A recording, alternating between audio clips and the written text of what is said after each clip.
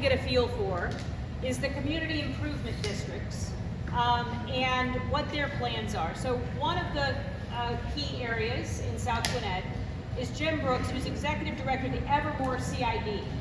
And this, again, it's a community improvement district, so it's where the local businesses are, they usually have a small additional tax, property tax, and they use that additional property tax to finance economic development activities.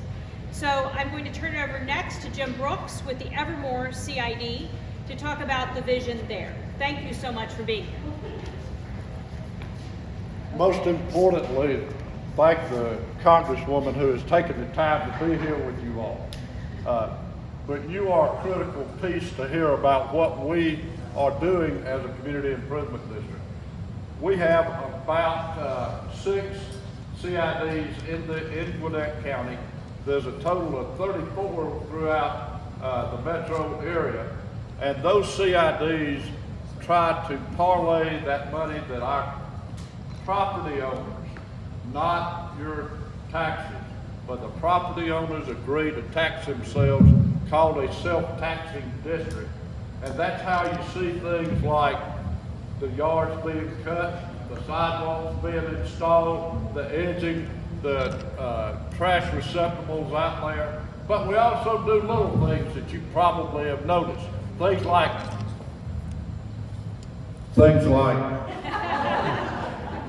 apparently I don't need one very much. And the slides are back up. But one of the things that you might notice is this is Amazon. We do economic development. Every one of these CIDs in here have a primary focus. That focus is to add value to the property owners. So when this property here was sold, we had it was on the rolls at about $1.5 million. And the building itself, Amazon facility, was $273 million when it was completed. That's important, but half as important as what I'm about to say. There are over 6,000 people that work there today, and that's jobs for people in Gwinnett, in Rockdale. Oh, by the way, do you know we're in the Atlanta region? And people don't realize what these areas are that we call county lines and city limits and all that kind of stuff. Those things are taking place throughout. You see Stone Mountain in the background. 85% of the aggregate that went the concrete rock came out of that site itself. That's a pretty amazing thing. And next slide, please. If there is one. And one of the things that we look at is how do we parlay this money that we receive. Our CID has received around $16 million of property owner funds, and we've seen about $212 million of investment. Some of you may recognize the old suicide lane down on Highway 78, now it has a median down there. That was a $60 million project. The 124 at 78 project, funded primarily through the federal money that we have an opportunity to have, and some of those funds from the state of Georgia. That was a $30.5 million investment by the state. So it's pretty substantial. We look at the fulfillment center that came online. We do things like picking up trash too. So we got Amazon out here with $273 million, and we got the trash being picked up. Those receptacles and those benches, they are where CIDs are, community improvement districts. And next slide, please.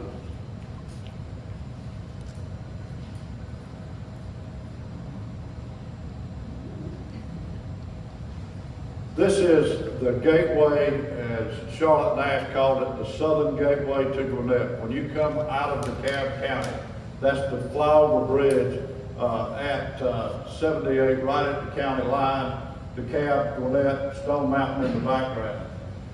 We spent about $250,000 on those 4 quadrants at that bridge, trying to make it look like you have in fact arrived. And I have to look at Commissioner Watkins back there. He said we have to make this, when people come to Gwinnett, they know they have arrived somewhere. And this is our effort at doing that. Next slide, please. A lot of money goes into streetscape, those types of things. We're putting in roundabouts. If you don't know how to drive through one, just let some of us know, we'll try to teach you. It's not as hard as it looks. What does it do? Why do you do that? Why do you want a roundabout? It's pretty. Not everybody did it. Why we did it is that we eliminate those T-bone crashes where folks run stop signs. That's the real reason why. We have plans to put parallel roads to Highway 78. We're running over 90,000 cars a day down Highway 78. Local traffic can get on these parallel roads and keep them off Highway 78. They are building in Loganville, Georgia. Did you know that? One little development only has 600 houses going in there. Where do you think those houses are going to go to the people that are driving down through there? So we're doing a parallel road project currently. Some of those are from $5 million to $17.8 million. A lot of investment. One thing that we are doing, thank goodness for the county, every time we put in a road, they put in sanitary sewer. Did you know 82% along Highway 78 is it still on septic tank? You cannot have economic development without the vision of the county doing those types of infrastructure things. Sir, next one. And the new developments, certainly the Fuqua development that the county is currently working, where the old tennis center was, that's going to be a multi-use facility there. Hopefully we'll get some transit in there. And I have it on pretty good authority that we may actually run a transit bus down Highway 78 that connects to Marta and Indian Creek. Never ever happened before. A lot of people lobby these folks, but eventually they hear you and they begin to act it. If you will, next slide.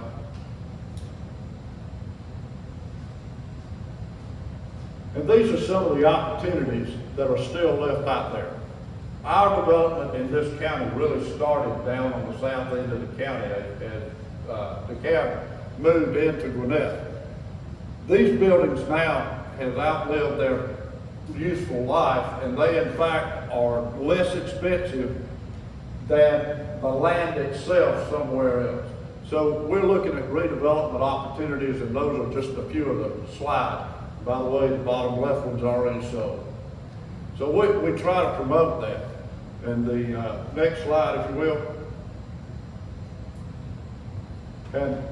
And this is what the old suicide lanes, reversible lanes.